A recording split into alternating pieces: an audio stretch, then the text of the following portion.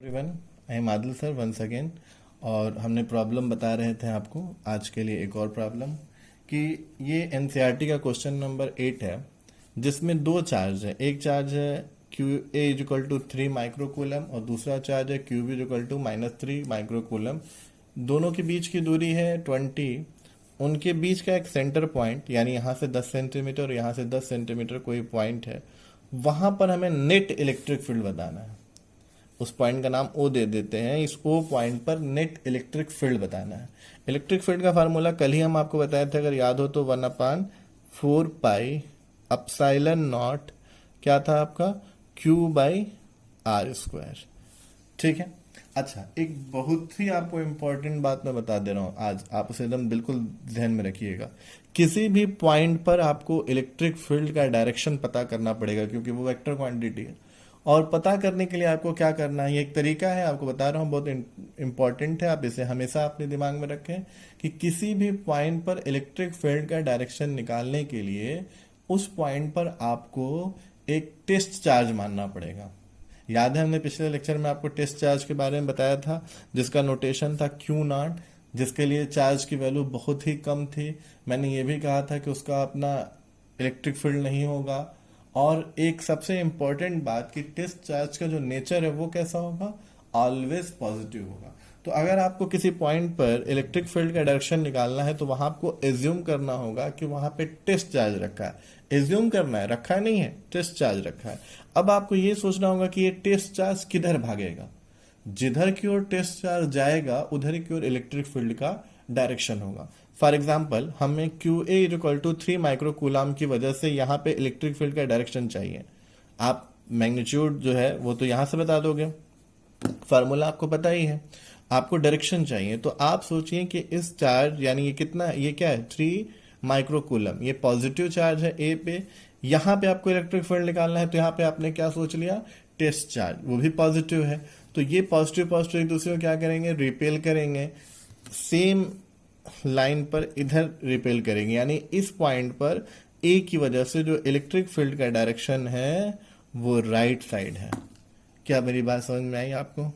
फिर उसी तरह आपका दूसरा जो चार्ज है QB, उसकी वजह से यहां पर इलेक्ट्रिक फील्ड निकालेंगे आप, तो आपको फिर यहाँ टेस्ट चार्ज मानना पड़ेगा। हर बार टेस्ट ही चार्ज मानना, और वो पॉजिटिव होता है। ये पॉजिटिव, ये निगेटिव, तो ये निगेटिव उस पॉजिटिव को अपनी ओर क्या करेगा, खींचेगा। तो इस चार्ज की वजह से जो इलेक्ट्रिक फील्ड का डायरेक्शन है वो भी क्या होगा, राइट साइड में होगा, और ये वो डायरेक्शन रहा। अब सोचिए, क्वेश्चन ये था कि मिडिल पॉइंट पर आपको नेट इलेक्ट्रिक फील्ड चाहिए था।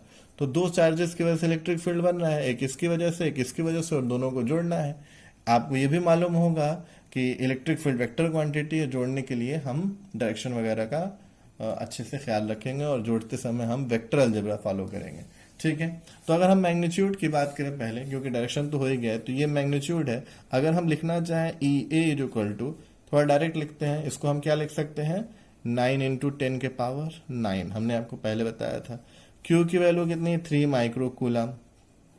3 माइक्रोकूलम यानी 3 इंटू 10 के power -6 divided by R²। R² कितना हो जाएगा, 10 सेंटीमीटर है। अगर हम इसे मीटर बदलेंगे तो 0.01 का स्क्वायर आ जाएगा। जब आप इसे कैलकुलेट करेंगे तो इसकी जो वैल्यू आ रही है वो वैल्यू आपको आएगी 2.7 इंटू 10 के पावर 6 न्यूटन पर कूलम। डायरेक्शन आपको दिख ही रहा है, फिगर में मैंने डायरेक्शन दिखाई दिया। अब आप थोड़ा सा अक्कल लगाइए, और आपको कैलकुलेट करने की जरूरत नहीं है, थोड़ा सा अक्कल लगाइए कि आप सोचिए कि EB में क्या चेंज हो रहा है। कुछ तो नहीं चेंज हो रहा है सर, 1/4 पाई एप्सिलॉन नॉट वो रहेगा ही। ठीक है, चार्ज की वैल्यू वही रहेगी। मैं साइन नहीं रख रहा हूं, क्योंकि साइन तो डायरेक्शन के लिए होता है, डायरेक्शन हम पहले ही निकाल लिए हैं। तो अगर हम उसकी बात करें तो 3 इंटू 10 के पावर -6 रहेगा ही। दूरी भी मिडिल पॉइंट है, तो इधर से 10 सेंटीमीटर, तो उधर से भी 10 सेंटीमीटर है, तो वो भी सेम रहेगा। यानी EB की वैल्यू वही आएगी जो EA की वैल्यू आएगी, और डायरेक्शन दोनों का क्या है, बिल्कुल सेम है।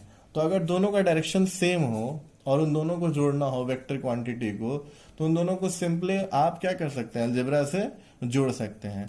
यानी जो नेट आपका इलेक्ट्रिक फील्ड आएगा उस पॉइंट पे, वो नेट इलेक्ट्रिक फील्ड इन दोनों को जोड़ कर आएगा, जिसकी वैल्यू हो जाएगी 5.4 इंटू 10⁻6 न्यूटन पर कूलम। ये दोनों को जोड़ के वैल्यू आई। इस सवाल में भी एक और क्वेश्चन है। वो सवाल क्या कहता है, थोड़ा इंटरेस्टिंग है, उसे सॉल्व करने का तरीका मैं दिखा रहा हूं।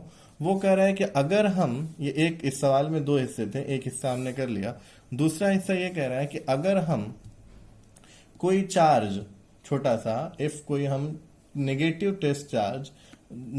कोई टेस्ट चार्ज आपका वो कितना है -1.5 इंटू 10⁻⁹ कूलाम का बीच में लाकर रख दें। कहाँ रख दें? बीच में, इस मिडिल पॉइंट पर लाकर रख दें, तो उस पर फोर्स कितना लगेगा? कहां पर? इस बीच के पॉइंट पर, इन दोनों चार्जेस को मिलाने वाली जो लाइन है उसके ठीक मिडिल पॉइंट पर आप एक चार्ज लाके रख दें, तो उस पर फोर्स क्या लगेगा? देखिए, आप फिर ये मत सोचने लगेगा कि आप इन दोनों के बीच का फोर्स निकालें, फिर इन दोनों के बीच का फोर्स निकालें, फिर आप नेट फोर्स निकालें। वो गलत नहीं है, वो भी सही है, बट थोड़ा सा ट्रिक इस्तेमाल कीजिए। क्या ट्रिक इस्तेमाल कीजिए? मैं आपको याद दिला रहा हूं कि इलेक्ट्रिक फील्ड का जब मैंने आपको जनरल डेफिनेशन बताया था, तो E इक्वल टू क्या लिखा था? F/Q। तो सोचिए कि F का आपके पास एक नया फार्मूला भी है। क्या है? कि F is equal to QE। जिन्होंने ये फार्मूला गलत नहीं है, ये भी है, ऐसा नहीं ये फार्मूला नहीं है। F is equal to Q1Q2/R², ये भी फार्मूला है, बट आप ये सोचिए कि आपके पास एक और फार्मूला है, और वो फार्मूला है F is equal to QE। तो अगर आपको इलेक्ट्रिक फील्ड पता हो, चार्ज पता हो, तो आप क्या कर सकते हैं? आप बड़े आराम से फोर्स निकाल सकते हैं। तो एक बात बताइए, क्या इस मिडिल पॉइंट पे आपने इलेक्ट्रिक फील्ड नहीं निकाला है? निकाला है। क्या जो चार्ज वहां रखा जा रहा है उसकी वैल्यू आपको नहीं मालूम है? तो उस पर लगने वाले फोर्स को भी तो आप निकाल सकते हैं। उस पर लगने वाला फोर्स की वैल्यू कितनी होगी? QE के फार्मूले से Q का जो है 1.6 इंटू 10⁻⁹ है, और इलेक्ट्रिक फील्ड आपने निकाला है 5.4 इंटू 10⁻⁶ है।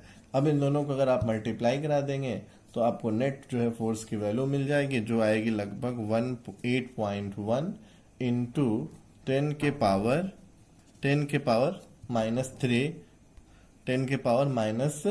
10⁻³ आएगी। ठीक है, और ये आपका फोर्स की यूनिट आप जानते हैं, न्यूटन।